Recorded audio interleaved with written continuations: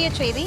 சாலை ஓரங்களில் தற்காலிகமாக கொடிக்கம்பங்கள் வைக்க ஒப்புதல் கோருவோரிடம் ஒரு கொடிக்கம்பத்துக்கு 1000 ரூபாய் வசூலிக்கும்படி தமிழ்நாடு அரசை அறிவுறுத்தியுள்ள சென்னை உயர்நீதிமன்றம் கொடிக்கம்பங்கள் அமைப்பது தொடர்பான விதிகளை கண்டிப்புடன் பின்பற்ற சுற்றறிக்கை பிறப்பிக்கவும் தலைமை செயலாளருக்கு ஆணையிட்டுள்ளது.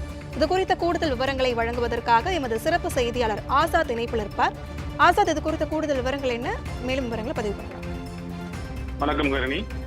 சாலை ஓரங்களில் தற்காலிகமாக கொடிக்கம்பல் வைக்க ஒப்புதல் கோருவோரிடம் ஒரு கொடிக்கம்பத்துக்கு 1000 ரூபாய் வசூலிக்கும்படி தமிழ்நாடு அரசுக்கு சென்னை உயர்நீதிமன்றம் அறிவுறுத்தியுள்ளது.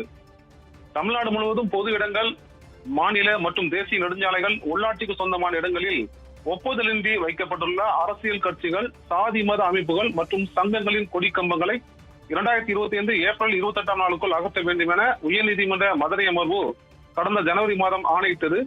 அதன் அடிப்படையில் அரசியல் கட்சிகள், அமைப்புகள் தரப்பில் கொடிக்கம்பங்கள் அமைப்பதற்கு ஒப்புதல் வழங்குவது தொடர்பாக மண்டல மற்றும் மாவட்ட அளவில் குழுக்கள் அமைத்து தமிழ்நாடு அரசு அரசாணை பிறப்பித்தது.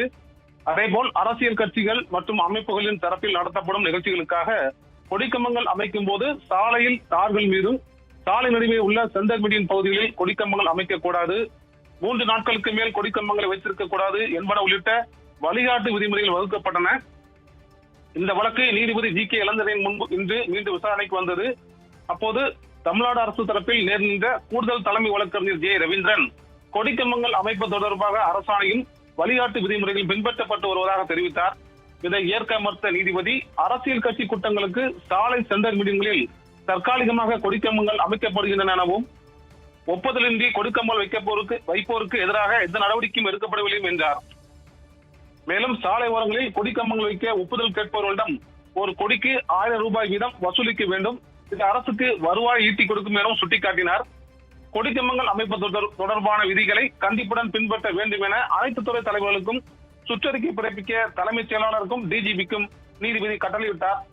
ஒப்புதலின்றி தற்காலிகமாக கொடிக்கம்பங்கள் வைத்தவர்களுக்கு எதிராக நடவடிக்கை எடுக்காத அலுவலர்களுக்கு எதிராக துறை ரீதியான நடவடிக்கை எடுக்க வேண்டும் என அரசுக்கு கட்டளையிட்ட நீதிபதி ஜி.கே. இளந்தரையன் விசாரணையை நவம்பர் 12ஆம் நாளுக்கு தள்ளி வைத்தார்.